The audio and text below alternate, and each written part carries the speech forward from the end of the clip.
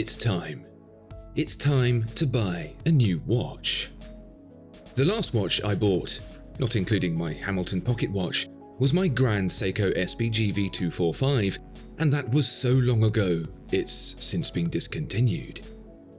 So now it's time to blow the dust off my wallet, try on some watches, and buy something new. There are 5 watches in contention, and what better way to start the search than with this, the Omega Speedmaster Moonwatch. Looking to buy, sell, or exchange a premium watch? Visit Watchfinder, the pre-owned watch specialist. I know it's annoying me saying, but when you subscribe to the channel, it really makes a difference. 60% of the people viewing aren't subscribed, so if you're one of them, please take the opportunity to click the subscribe button and help make sure the channel continues to be here. Thank you very much. Usually when it comes to watch recommendations, it's important to understand that so much of this is about personal preference. If we wanted accurate timekeepers, we'd buy quartz, or even better, an Apple Watch. But for these kinds of watches, it all comes down to what's important to the individual. Some might not care about value but love brand. Others might want the best quality and don't care a jot about the name on the dial. Me, I fall somewhere in the middle, which is why the Omega Speedmaster is such a good place to start. This is what I personally like about it, and in particular, the brand new 3861 powered model. Of course, you've got to start with the space connection. Owning something, or something of very close lineage, that was used during the Apollo 11 moon landings, that wasn't just a passenger but actually served to make the mission a success. That just makes me tingle in all the right places. And as far as brand goes, Omega is really up there. It may not be a Patek Philippe or Rolex today, but 100 or so years ago, it was Omega wearing the crown. So much of what we know and love about watchmaking today exists because of Omega, because of its determination to take everything to the extreme. The name and even the logo stands for the attitude that's inspired its use in the first place. Omega is the end, the last thing you'll ever need. Maybe this watch could make that true for me. Then there's the way this thing looks. It's a classic, instantly recognizable.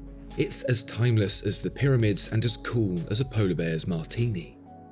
It looks like what chronograph watches should look like, so good it remains virtually unchanged since the 1960s. It's not often you can say that. The flare to the lugs, the subtle layering in the dial, the protruding crystal. Today this watch could easily come across as a pastiche, and the fact it doesn't is testament to its universality. For this new version, I especially like the ease in winding it. This wouldn't be my first Speedmaster, and it was the stiff winding that had me looking elsewhere the first time around. The bracelet too, I never wore it before, but now with this updated version, I could very happily leave it on. Dot over 90, as long as it has a dot, I don't really care. The view through the back is as sumptuous as ever, and even at the new price of £6,120, still feels like an experience unique to this watch and almost, dare I say it, good value. The niceties that come with the new caliber 3861, like anti-magnetism from the silicon balance spring and the slightly extended 50-hour power reserve, may seem like small details, but I'm convinced they'll make the watch more livable. The power reserve especially, since I can get away with winding it every other day instead of every day. But perhaps, unexpectedly, my favourite thing about this updated Speedmaster that has drawn me so overwhelmingly towards it is something that's barely noticeable: the shape. This watch is still listed as being 42mm in diameter, so you'd be forgiven for thinking it hasn't changed, but it's actually a millimeter shorter top to bottom and half a millimeter thinner. These sound like dimensions for ants, but believe me, they make a difference. With my 7-inch 18cm wrist, it means the Speedmaster goes from being a watch that wears me to one that I wear.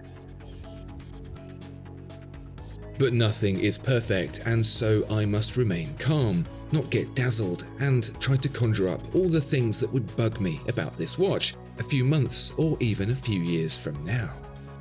I have the hindsight of previous ownership to tell me that many of the things that were previously less than savoury, like the winding troubles and the less than ideal bracelet, are a non-issue now. So what's the new one got in store for me that might bite me in the behind? My previous Speedmaster offered the ideal combo of Hesselite front and sapphire back, and that's not something Omega's doing anymore and hasn't done for a while. If you want Hesselite in the front, you lose out on the view in the back. If you want the view in the back, you lose Hesselite in the front. Doesn't seem so bad, but I really prefer the way Hesselite looks on that big domed crystal.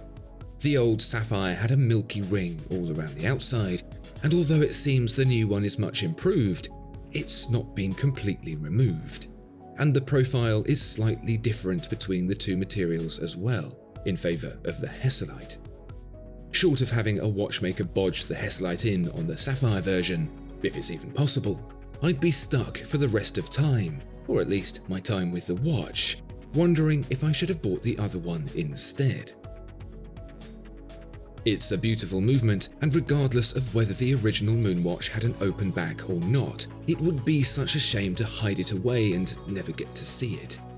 I'm not too bothered that it's not identical to the original 321. The joy of having a chronograph movement finish to a high level that isn't hidden by a winding rotor is more than enough. But this part is supposed to be about things I don't like, and unfortunately the movement has to fall under this category as well. It may be easier to wind, and winding a watch may be wonderfully romantic and all that, but sometimes I just can't be bothered. I want to put it on and be done with it, no mucking about. That burden is eased with a slightly enhanced power reserve, but it isn't eradicated, and the annoying thing is that had Omega done a silly and put an automatic movement in this watch, it wouldn't even be a consideration. Does that make me a hypocrite? Yes. Is it reason enough not to buy this watch? I don't know. I'll tell you what just might be though. The price. £6,120 if I want to see the movement. That is a lot of money for a watch that I previously owned for just over a third of that. I know it's a different watch now and much improved, but to pay what a Daytona cost not 10 years ago for the Moonwatch, what was once a surprisingly affordable entry into classic watch ownership, is a pill so big I don't know if it's even possible to swallow. Were this £4,000 or even £5,000, it would almost be a no-brainer. But it's not, and so it isn't. The search is off to a good start with this absolute legend of a watch, and as much as I can find to moan about it, there's far more that's good. It's going to be a hard one to follow, but you can be sure it's not all over just yet. Keep watching, stay subscribed, and the next potential watch that might make my collection will be coming along very soon.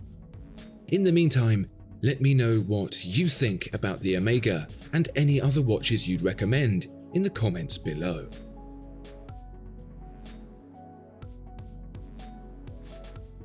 Discover more exceptional watches at Watchfinder.